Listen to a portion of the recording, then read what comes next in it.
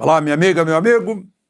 Hora do nosso encontro nesta terça-feira, dia 20 de fevereiro, Dia Mundial da Justiça Social. Todo mundo fala em justiça social, né? Os políticos falam, o que é justiça social? O que é? É mérito ou simplesmente ficar dependente? Ou é ensinar? Ensinar as pessoas a melhor terem condições de vida, né? Hoje também é um dia nacional de combate às drogas e ao alcoolismo. Eu cada vez mais ouço pais se queixando do alcoolismo entre os jovens. Na minha geração havia, mas não se comparava com hoje, porque não havia droga, inclusive. E a droga é considerada assim como algo que não tem muito problema, querem liberar maconha, não pode punir o sujeito que leva pouca quantidade de droga, e quem leva muita quantidade é bem tratado, né? Eu vi num jornal, o sujeito foi apreendido com 200 quilos de cocaína no outro dia, e chamam essa pessoa de suposto traficante. Num dia como hoje, no ano de 1933, em 20 de fevereiro, Hitler se reuniu com os empresários alemães e fizeram um acordo. Obviamente, os empresários ouviram, olha, a Alemanha precisa se rearmar, senão vai ser esmagada pela França e pela Inglaterra e pela Rússia. Então vocês vão ganhar muito dinheiro construindo avião, tanques, canhões, fuzis. E o pessoal aderiu.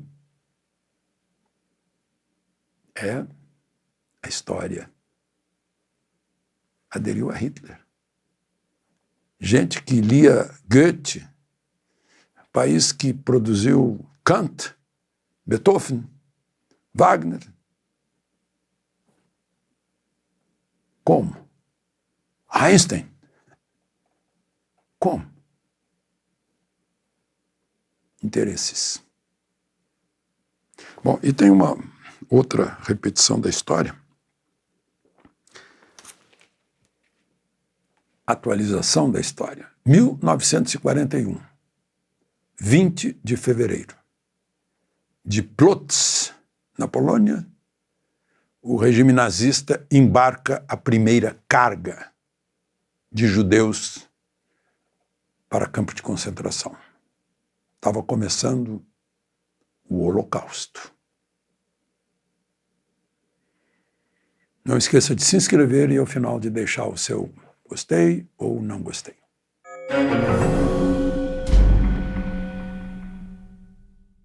Primeiro assunto de hoje, discussões em torno do tema Holocausto. Lula finalmente ganhou projeção internacional. Ele atacou não só Israel, como os países que suspenderam a ajuda à faixa de Gaza através da agência da ONU que estava minada de Hamas. Inclusive a chefe da agência foi considerada persona non grata também por Israel. Isso significa crítica à França, Alemanha, Itália, Reino Unido, Estados Unidos. Aliás, o secretário de Estado americano está por aqui. E eu anotei aqui, o ministro de Relações Exteriores, Israel Katz, deve ser parente dos meus amigos Katz, lá do Rio Grande do Sul. Grandes amigos. Israel Katz disse que postou: milhões de judeus em todo o mundo estão à espera de um pedido de desculpas de Lula. Por outro lado, o Hamas postou no Telegram que aprecia as palavras de Lula. O Hamas foi quem, no 7 de outubro, assassinou e sequestrou cerca de 1.300 judeus no sul. Estavam lá em vários kibbutz, cujo plural é kibbutzim, E alguns estão ainda reféns, como um brasileiro nascido em Niterói. Está lá, refém. Enquanto isso, o governo brasileiro pediu hoje à Corte Internacional de Justiça, de Haia, que condene como ilegal a presença das forças de Israel na faixa de Gaza. Já tentou, o Brasil, junto com a África do Sul, tentou fazer com que o tribunal declarasse Israel impedido, fosse genocida, não declararam, tentaram, no Conselho de Segurança da ONU também não conseguiram, porque os Estados Unidos impediram, tem direito de veto. Declarar a presença do IDF, Forças de Defesa de Israel, na faixa de Gaza, significa impedir o direito de defesa de Israel, direito de sobrevivência. É um pequeno país, não tem 10 milhões de habitantes, pequeno território, que está cercado de problemas desses grupos terroristas. Já tentaram, em outras épocas, eliminar Israel. A palavra de ordem deles é negar a existência do Estado de Israel, que foi confirmado pela ONU, a partir de uma reunião presidida pelo brasileiro Oswaldo Aranha. E, enquanto isso, né, os palestinos deveriam estar lá na Jordânia, né, mas não foi assim. Israel formou seu Estado e teve que se defender em várias guerras que Israel ganhou. E teve que se armar para se defender, porque Holocausto nunca mais. Os judeus entraram passivamente nos trens pela primeira vez em 1941, num 20 de fevereiro, pensando que, sei lá o quê, quando entraram, pensando que iam tomar banho, abriram os chuveiros e era um gás mortal. Né? Depois foram para os fornos crematórios. É o que o Hamas fez um pouco no sul de Israel, queimando, matando gente com fogo.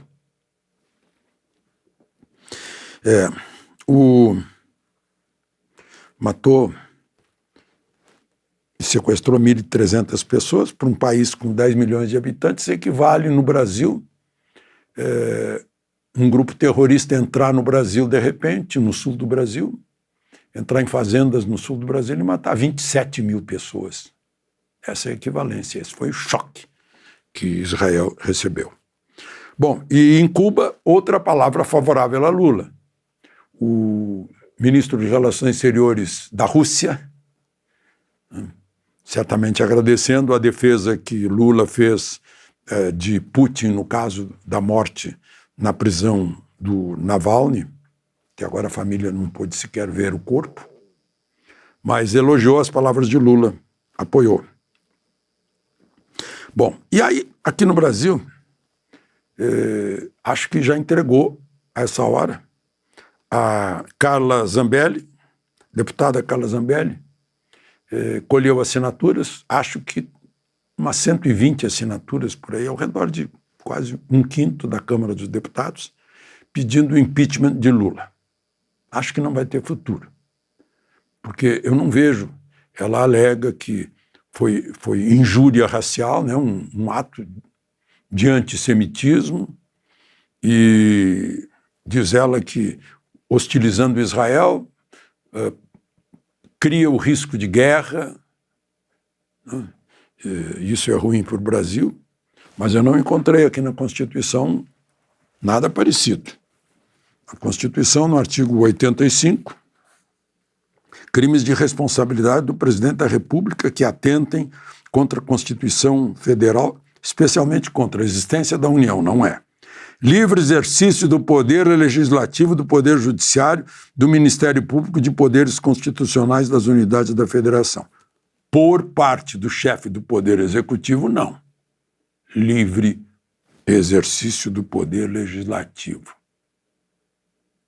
Por parte do presidente da República, não. Exercício dos direitos políticos individuais e sociais. Por parte do presidente da República, não.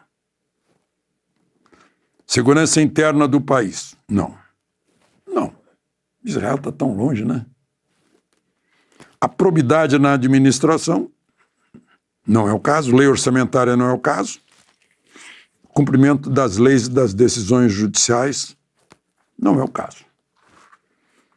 Não tem futuro, né? Além do que, fica nas mãos do presidente da Câmara pôr ou não em debate, em votação, numa comissão especial, etc. Acho que não tem futuro.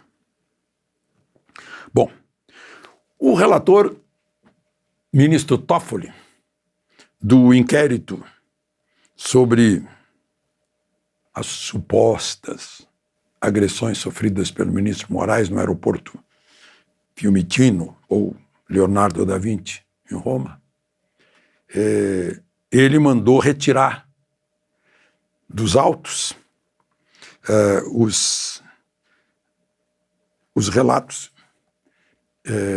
da conversa digital entre o cliente e o advogado Ralph Tortman e o cliente Roberto Mantovani.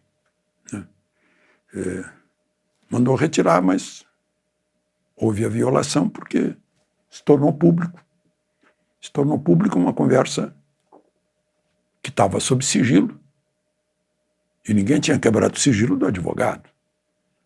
A OAB entrou no Supremo e na Procuradoria-Geral da República para responsabilizar o presidente do inquérito. Bom, muita gente tem a tentação de dizer, bom, então foi empate, né? Porque, enfim, não vai adiantar nada ele tirar, porque já houve a quebra de sigilo. A Polícia Federal já concluiu que não vai indiciar ninguém, não vai fazer diferença, então houve empate. Acho que não houve empate. A família Mantovani saiu perdendo feio, porque ela teve literalmente o seu domicílio devassado, com busca e apreensão, que se estendeu ao automóvel, lá em Santa Bárbara do Oeste, né? Foi devassada e foi devastada, porque é um choque que fica inesquecível por toda a vida, como lembrou o ministro aposentado do Supremo, Marco Aurélio. Busca e apreensão tem que ter um critério mais respeitoso aos direitos e garantias individuais. Daqui a pouco falamos aqui que seria motivo de impeachment para o presidente da República, se ele não respeitar direitos e garantias individuais. Bom, e só para terminar, hoje, no Senado, Flávio Dino fez um discurso se despedindo do Senado. Ele assume o Supremo quinta-feira e fica por 20 anos. Mas aí eu fico pensando, né? Eu tenho uma mania de respeitar o eleitor. O eleitor maranhense o elegeu para ser senador, portanto, representante do Estado do Maranhão, por mais de 2.100.000 votos. Ele ficou só 21 dias, em vez de 8 anos, representando o povo do Estado do Maranhão. Isso não é ilegal, mas não é legítimo. Porque despreza o eleitor. A vontade do eleitor. Eu disse isso em relação ao filho de Bolsonaro, deputado por São Paulo, que queria ser embaixador em Washington. Eu disse isso aqui, né?